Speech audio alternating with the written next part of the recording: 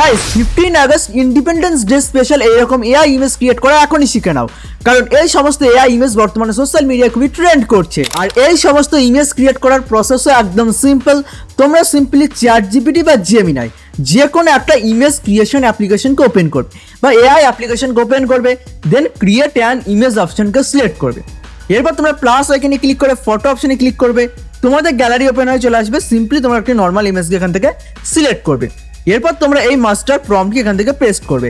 আর এই master prompt video ডেসক্রিপশনে অথবা টেলিগ্রাম চ্যানেল যে কোনো এক জায়গাতে থাকবে বা দুই জায়গাতে থাকতে পারে, জাস্ট তোমরা ওখান থেকে এক ক্লিকে কপি পেস্ট করবে। এরপর যদি মনে করো এই মাস্টার প্রম্পটে কোনো কিছু চেঞ্জ করবো তো চেঞ্জ করতে পারো।